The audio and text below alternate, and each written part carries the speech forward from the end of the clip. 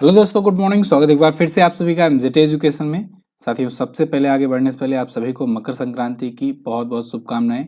जिनके यहाँ मकर संक्रांति है, जिनके यहाँ लोहड़ी है, जिनके यहाँ खिचड़ी है, जिनके यहाँ पोंगल है, सभी को शुभकामनाएं। 14 जनवरी 2025 के करंट अफेयर को आज की वीडियो में हम लोग कवर करने वाले हैं, लेकिन रिवीजन सेक्शन से शुरुआत करेंगे हर बार की तरह। तो कल हम लोगों ने पढ़ा था प्रत्येक वर्ष 12 जनवरी को राष्ट्रीय युवा दिवस मनाया जाता है। ये युवा दिवस स्वामी विवेकानंद जी की जयंती पर मनाते हैं हम लोग। और मनाना कब से शुरू हुआ तो याद रखना 1985 से। और अभी पार्थ योजना का शुभारंभ मध्य प्रदेश सरकार ने किया है। इसके अलावा अभी 1.5 डिग्री सेल्सियस से अधिक का तापमान देखने को मिला 2024 का, और जो अब तक का पृथ्वी का सबसे गर्म वर्ष रहा। 1.6 डिग्री सेल्सियस के आसपास में पहुंच गया था ये। पीएम मोदी ने जम्मू कश्मीर में जेड मोड सुरंग का उद्घाटन किया है। ये स्ट्रेटेजिकली बहुत ज्यादा इंपॉर्टेंट सुरंग है। विश्व हिंदी दिवस पर हिंदी में पहला सर्टिफिकेट कोर्स श्रीलंका ने शुरू किया है। और 38वां राष्ट्रीय खेल उत्तराखंड में आयोजित किया जाएगा। इसके अलावा दक्षिण भारत की पहली संक्रामक रोग अनुसंधान और निदान प्रयोगशाला ये Bengaluru medical college and research institute के द्वारा स्थापित की गई। विकसित भारत यंग लीडर्स डायलॉग 2025 का आयोजन नई दिल्ली में किया गया है मनसुख मंडाविया जी के नेतृत्व में। पीएम मोदी का इसमें एक काफी मोटिवेशनल स्पीच भी आया हुआ है। इसके अलावा भारतीय जल कार्य संघ के 57वें वार्षिक सम्मेलन का आयोजन छत्तीसगढ़ में किया गया। और स्विगी फूड कंपनी जो कि है, इसने 15 मिनट में डिलीवर करने वाला स्नैक ऐप लॉन्च किया है। ये टॉप 10 करंट अफेयर के क्वेश्चंस थे जिनका आपने किया है रिवीजन। और अब हम लोग डिटेल से बात करेंगे आगे डिटेल करंट अफेयर की। लेकिन आगे बढ़े हूँ इससे पहले आपको इन्फॉर्मेशन देना चाहूँगा कि दोस्तों एमजेटी एजुकेशन पर मकर संक्रांति के अवसर पर एक बार फिर से ऑफर ओपन किया गया है। एमजेटी कूपन कोड यूज करने पर आपको 75% तक का डिस्काउंट मिल रहा है वीडियो कोर्सेज पर। जितने भी वीडियो कोर्सेज हैं उस पर 75% का डिस्काउंट ओपन किया गया है। एमजेटी कूपन कोड लगाना है, जैसे संकल्प बैच हो गया, अर्जुन बैच, एनटीपीसी का हो गया, जीएस सफलता बैच हो गया। ये टॉप ट्रेंडिंग बैच में आप ले सकते हैं एडमिशन। और अपनी बुक भी आई हुई है, इस बुक को आप परचेज कर सकते हो। हालांकि इसमें कोई डिस्काउंट नहीं है, ना ही इसमें डिस्काउंट आएगा, तो आप इसको अमेजन फ्लिपकार्ट से ऑर्डर कर सकते हो। जो इंग्लिश में स्टूडेंट जिनको चाहिए उनको इंग्लिश में कोरियर कराया जा रहा है, तो वो कोरियर के माध्यम से व्हाट्सएप के जरिए लेकर के करा सकते हैं। आगे बढ़ते हैं। महाकुंभ 2025 के लिए आकाशवाणी के विशेष चैनल कुंभवाणी और कुंभ मंगल धुन, इनका शुभारंभ किसने किया? तो इनका शुभारंभ किया योगी आदित्यनाथ जी ने। उत्तर प्रदेश के सीएम योगी आदित्यनाथ ने कुंभवाणी और कुंभ मंगल धुन का शुभारंभ किया है। ये आकाशवाणी का विशेष चैनल है। ये कुंभ मेला से जुड़ी सारी इंफॉर्मेशन यहाँ पर देगा। कुंभवाणी एफएम चैनल है। इस बार का महाकुंभ साथियों बहुत ज्यादा स्पेशल है। 144 वर्षों के बाद हो रहा है और इसी वजह से और ज्यादा भव्य तरीके से आयोजित कराया जा रहा है। इस महाकुंभ महापर्व का महाव्यापार क्या है, इस पर मैंने कल रात को एक वीडियो दी है, आप इसको जरूर देखिएगा। इसमें महाकुंभ के बारे में हर एक डिटेल आपको बताई गई है जो आपको जरूरी है जानना, है ना। जितने भी स्टैटिक पॉइंट्स हैं जहाँ से क्वेश्चंस बन सकते हैं और कहाँ कहाँ कुंभ होता है, कुंभ का इतिहास क्या है, मतलब सब कुछ मैंने एक्सप्लेन करने की कोशिश की है। इसके अलावा इसका रेवेन्यू मॉडल भी मैंने आपको समझाया हुआ है, तो आप ये वीडियो जरूर देखिएगा, कल रात को मैंने बनाई थी। और फिलहाल आ जाते हैं इस क्वेश्चन पर। तो मंगल धुन और कुंभवाणी ये दो चैनल लॉन्च किए गए हैं, एफएम चैनल है, ओके, जो दूरस्थ क्षेत्रों तक महाकुंभ की भावना को प्रेषित करेगा, प्रसारित करेगा एफएम के जरिए, ठीक है, रेडियो के जरिए। महाकुंभ की तिथियां 13 जनवरी से शुरू होकर के 26 फरवरी तक हैं। इनमें 6 जो हैं वो शाही स्नान है। शाही स्नान क्या है ये सब जानने के लिए कल की वीडियो देखिए। अगला उत्तर प्रदेश के बारे में तो मैं आपको बता ही चुका हूं, तो आज आगे बढ़ेंगे। निकोलस मादुरो ने अपने कौन सेवें कार्यकाल के लिए वेनेजुएला के राष्ट्रपति का पद ग्रहण किया? तो दोस्तों निकोलस मादुरो तीसरी बार बने हैं वेनेजुएला के राष्ट्रपति। अब वेनेजुएला के राष्ट्रपति निकोलस मादुरो काफी ज्यादा चर्चे में भी रहते हैं। क्यों? क्योंकि अमेरिका इन पर बैन लगाया हुआ है, इन पर इनाम तक घोषित किया हुआ है, तो इतनी दुश्मनी है। फिलहाल वेनेजुएला के प्रेसिडेंट मादुरो ये एक बार फिर से प्रेसिडेंट का पद देखेंगे। 2013 से ये वेनेजुएला के राष्ट्रपति हैं और अमेरिका ने $15 मिलियन का इनाम को और बढ़ा दिया है, $25 मिलियन कर दिया है इनके खिलाफ कि इनको पकड़ के लाओ, $25 मिलियन ले जाओ। वेनेजुएला दक्षिण अमेरिका के उत्तरी तट पर स्थित एक देश है। अभी मैं दिखाता हूँ आपको मैप में। कराकस इसकी राजधानी होती है। राजधानी कई बार पूछी गई एग्जाम में, तो आप याद रखेंगे कराकस। वेनेजुएला बोलीवर इसकी मुद्रा होती है और राष्ट्रपति हैं निकोलस मादुरो। आइए मैप में देखते हैं वेनेजुएला है कहाँ पर। तो वर्ल्ड मैप में आप देखेंगे तो ये रहा अपना प्यारा भारत। यहाँ से आपको आना है दक्षिण अमेरिका कॉन्टिनेंट में। तो पहले अफ्रीका वगैरह पार करो, उसके बाद आप देखोगे ऊपर है ये नॉर्थ अमेरिका, नीचे है साउथ अमेरिका।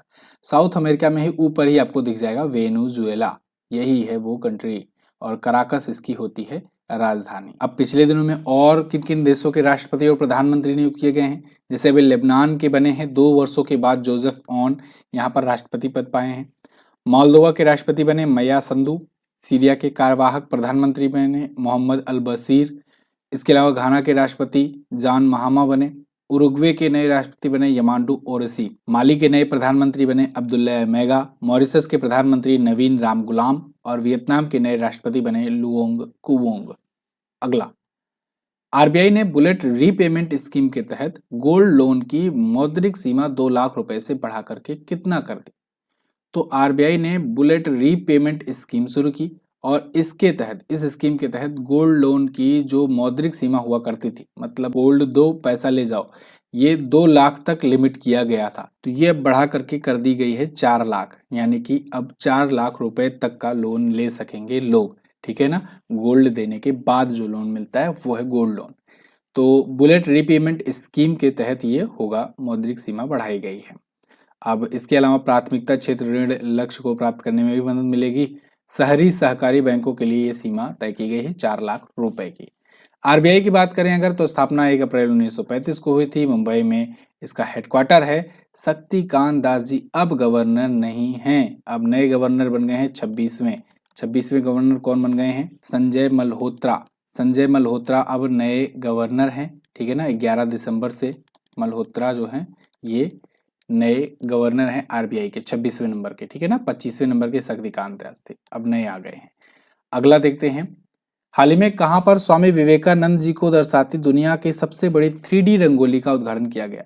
दुनिया की सबसे बड़ी 3D रंगोली ये साथियों भोपाल मध्य प्रदेश में बनाई गई है और ये स्वामी विवेकानंद जी की जयंती पर यानी राष्ट्रीय युवा दिवस के अवसर पर स्वामी विवेकानंद जी की ये 3D रंगोली बनाई गई है। कुछ इस प्रकार से ये दिखती है और ये दुनिया की सबसे बड़ी रंगोली है। फिलहाल भोपाल के शौर्य स्मारक में यहाँ पर ये बनाई गई है और वहाँ के मुख्यमंत्री, मध्य प्रदेश के मुख्यमंत्री मोहन यादव जी ने इसका उद्घाटन किया है 12 जनवरी 2025 को। ये 225 गुणे 80 फीट का क्षेत्रफल वाला कलाकृति है, 3D में है, 18,000 वर्ग फुट का टोटल है। इसको बनाया किसने है तो प्रसिद्ध रंगोली कलाकार शिखा शर्मा जोशी ने। 2 दिनों से मध्य प्रदेश आ रहा है तो आज मध्य प्रदेश के बारे में जान लेते हैं। मध्य प्रदेश की राजधानी साथियों भोपाल होती है और मध्य प्रदेश आपको यहाँ पर देखने को मिल जाएगा मध्य में बिल्कुल। Doctor Mohan Yadav BJP party से यहाँ के सीएम है। मंगू भाई छगन भाई पटेल यहाँ के गवर्नर हैं। यहाँ पर भोजताल झील है, साकेत सागर झील है, दोनों ही इंपॉर्टेंट है। साकेत सागर वाला ज्यादा ध्यान रखना, पूछा जाता है। सबसे ज्यादा नेशनल पार्क यहीं पर है, कहाँ पर, मध्य प्रदेश में। माधव नेशनल पार्क, वन विहार नेशनल पार्क, पन्ना नेशनल पार्क, पेंच और कान्हा केसली, संजय, कुनो, ठीक है ना, बहुत सारे नेशनल पार्क है। दर्रों में असीरगढ़ दर्रा है यहाँ पर। मटकी नृत्य, कर्मा नृत्य, तितली नृत्य यहाँ के प्रमुख लोक नृत्य हैं। अभी यहाँ पर 8वां टाइगर रिजर्व बना था, मतलब 8 टाइगर रिजर्व हो गए हैं। 8वां कौन सा बना था, रातापानी। रातापानी टाइगर रिजर्व याद रखना, ये मध्य प्रदेश का 8वां टाइगर रिजर्व है। सबसे ज्यादा टाइगर भी यहीं पर पाए जाते हैं, इसीलिए इसे टाइगर स्टेट ऑफ इंडिया कहते हैं। क्या कहते हैं, टाइगर स्टेट ऑफ इंडिया। 55 जिले हैं, 230 विधानसभा में सीटें हैं, 29 लोकसभा में और राज्यसभा में 11 सीट यहाँ से जाती है। अच्छा, यही इकलौता राज्य है जहाँ के नेशनल पार्क, कुनु नेशनल पार्क, वो इकलौता नेशनल पार्क है जहाँ पर चीते पाए जाते हैं। कैसे पाए जाते हैं, क्योंकि वो लाए गए हैं बाहर से, ठीक है ना, नामीबिया से और साउथ अफ्रीका से। अगला, वर्ष 2026 में 28वें राष्ट्रमंडल अध्यक्ष की मेजबानी कौन सा देश करेगा। तो राष्ट्रमंडल अध्यक्ष की या कहे कॉमनवेल्थ स्पीकर्स की मेजबानी भारत करने जा रहा है। कॉमनवेल्थ स्पीकर्स की यहाँ पर आप आर्टिकल देखिए, India to host 28th CSPOC with focus on AI and social media. ये आर्टिफिशियल इंटेलिजेंस और सोशल मीडिया पर फोकस्ड होगा, जो कि बहुत ज्यादा इंपॉर्टेंट है। तो राष्ट्रमंडल देशों के अध्यक्षों और पीठासीन अधिकारियों का ये बैठक होने वाला है। कॉमनवेल्थ की बात करें अगर तो 1926 में इसकी स्थापना की गई थी बेल्फोर डिक्लेरेशन के अनुसार। फिर 1931 में एक डिक्लेरेशन हुआ, फिर 1949 में एक डिक्लेरेशन हुआ। कॉमनवेल्थ एक्चुअली में उन कंट्रीज का एक समूह है जहां पर कभी ना कभी ब्रिटिश सत्ता ने शासन किया था। तो 56 ऐसे देश इसमें जुड़े हैं। भारत भी इसका मेंबर है। ध्यान रखना, भारत कॉमनवेल्थ का मेंबर है, अमेरिका नहीं है ना। महासचिव इसके बोरोनेस स्कॉटलैंड है। यहाँ पर कुछ और आयोजन सम्मेलन का रिवीजन करेंगे जो पिछली कुछ समिट्स हुई हैं, जैसे प्रवासी भारतीय दिवस सम्मेलन अभी भुवनेश्वर ओडिशा में हुआ था, और इसमें किसको टोबैगो और त्रिनिदाद के जो राष्ट्रपति हैं उनको बुलाया गया था। फर्स्ट वेब शिखर सम्मेलन नई दिल्ली में होगा फरवरी में। विश्व समुद्री सम्मेलन चेन्नई में, और पहला भारत समुद्री विरासत सम्मेलन नई दिल्ली में हुआ। इसके अलावा संयुक्त राष्ट्र पर वैश्विक भूस्थानिक सूचना प्रबंधन एशिया प्रशांत सम्मेलन भारत में, आम सभा और वैश्विक सहकारी सम्मेलन नई दिल्ली में, G20 2024 हुआ ब्राजील में, COP29 ये 2024 का हुआ बाकू अजरबैजान में, एशियाई बौद्ध शिखर सम्मेलन नई दिल्ली में, 17वां भारतीय गतिशीलता सम्मेलन गांधीनगर में। G7 कहाँ हुआ था भाई? G7 हुआ था इटली में 2024 का। ब्रिक्स कहाँ हुआ था भाई? ब्रिक्स हुआ था रूस के कजान शहर में, ठीक है ना। और SCO समिट कहाँ हुई थी? कजाकिस्तान में, कजाकिस्तान में। ये सब समिट याद रखना, बार बार रिवीजन करवाता हूँ, बार बार आपको याद रखना है। हाल ही में केंद्रीय मंत्री राजीव रंजन सिंह ने कहां पर मेगा उद्यमिता सम्मेलन का उद्घाटन किया? तो राजीव रंजन सिंह जी, जो कि लल्लन सिंह जी के नाम से भी जानते हैं जिनको हम लोग, तो इन्होंने अभी हाल ही में मेगा उद्यमिता सम्मेलन का उद्घाटन किया है पुणे महाराष्ट्र में, महाराष्ट्र के पुणे शहर में। आप देख सकते हो यहाँ पर आर्टिकल है, एंटरप्रेन्योरशिप डेवलपमेंट कॉन्क्लेव इन पुणे। तो ये यूनियन मिनिस्टर राजीव रंजन सिंह जी के द्वारा इनॉग्रेट किया गया। 545 करोड़ रुपए की लागत की 40 पशुधन परियोजनाओं का शुभारंभ इसमें शामिल था। ये वर्तमान में मत्स्य पालन, पशुपालन और डेयरी मंत्री हैं, साथ ही साथ पंचायती राज मंत्री भी हैं। ओके, अगला क्वेश्चन है, हाल ही में स्पेनिश सुपर कप 2025 का खिताब किसने जीता? इसको जीत लिया है बार्सिलोना फुटबॉल क्लब ने। तो फुटबॉल क्लब बार्सिलोना एक बार फिर से जीत गई है, 15वां इसका टाइटल है।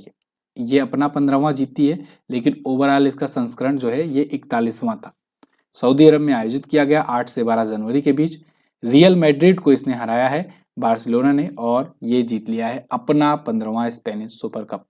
ये फुटबॉल का टूर्नामेंट होता है, ठीक है ना। फुटबॉल के आप जानते हो बहुत सारे टूर्नामेंट होते रहते हैं क्लब्स के बीच में, तो बार्सिलोना एक बार जीत लिया है। स्पेनिश कप की शुरुआत 1982 में की गई थी। अगला क्वेश्चन देखते हैं, भारत ने राफेल तूफान के बाद किस देश को मानवीय सहायता भेजी? तो राफेल तूफान आया हुआ है साथियों क्यूबा में। देखो, राफेल से बहुत सारे पॉइंट्स बनते हैं, राफेल से कंफ्यूज मत होना। राफेल एक अपना फाइटर जेट है, ठीक है ना, जो कि 4.5 जनरेशन वाला फाइटर जेट है, भारत के पास है। फाइटर जेट में यहाँ पर लिख दे रहा हूँ। इसके अलावा राफेल नाम की यहाँ पर एक डिफेंस कंपनी है, इजराइल की डिफेंस कंपनी है। ध्यान रखना, राफेल जो फाइटर जेट हम लोगों ने लिया है, इसको डसाल्ट एविएशन ने बनाया है, ये फ्रांस की कंपनी है।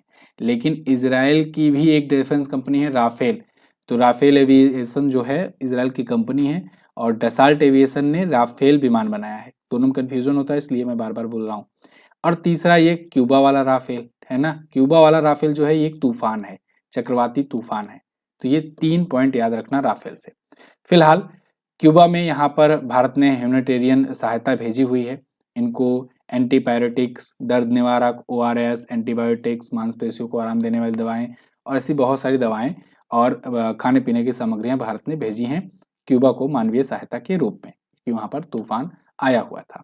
ओके, क्यूबा की राजधानी हवाना होती है, राष्ट्रपति हैं मिगुएल डियाज कैनेल, और पेसो यहाँ की मुद्रा होती है। क्यूबा कहाँ है, आइए देखते हैं वर्ल्ड मैप। अभी मैंने आपको वेनेजुएला दिखाया था ना, वहीं पर फिर से ले चलेंगे। देखिए वर्ल्ड मैप में ये रहा अपना प्यारा भारत।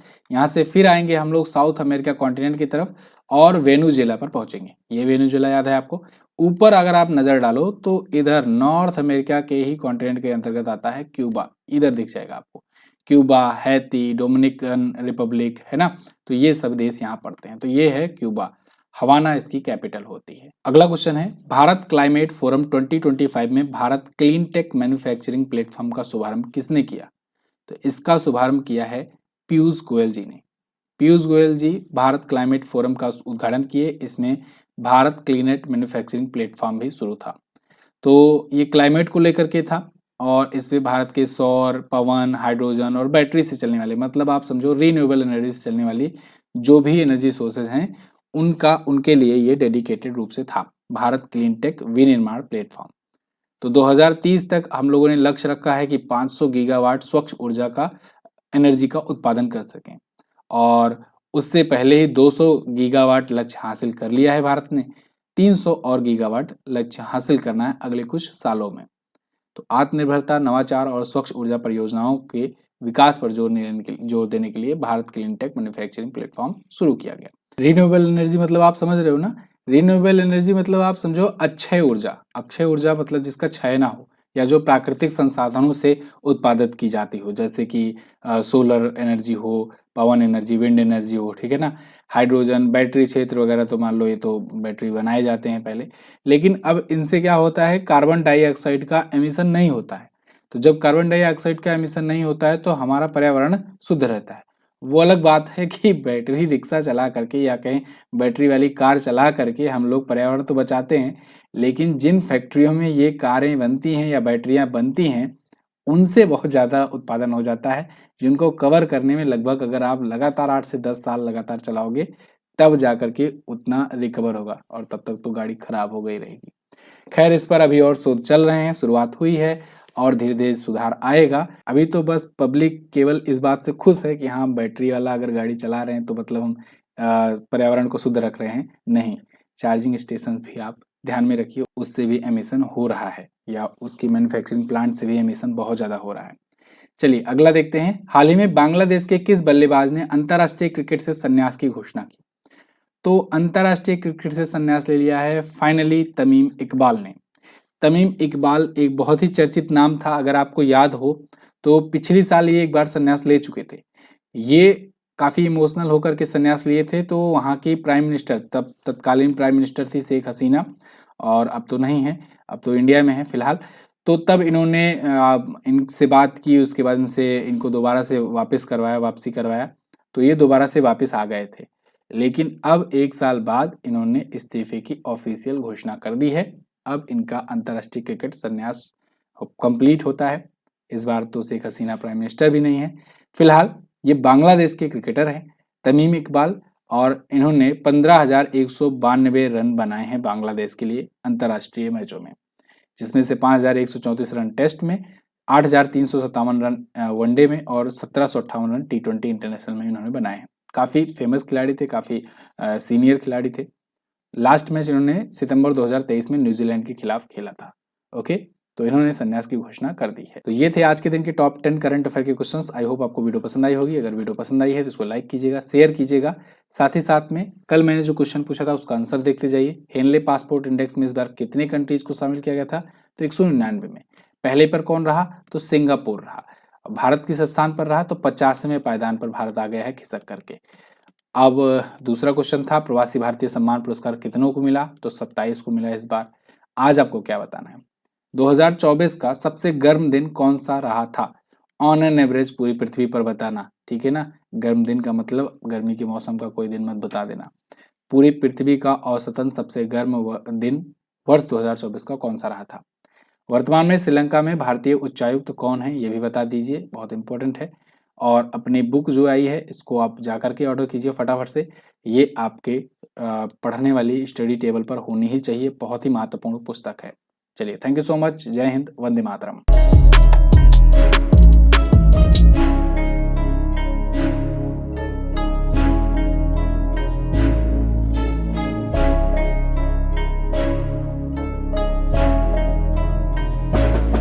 करंट अफेयर्स मतलब MJT एजुकेशन।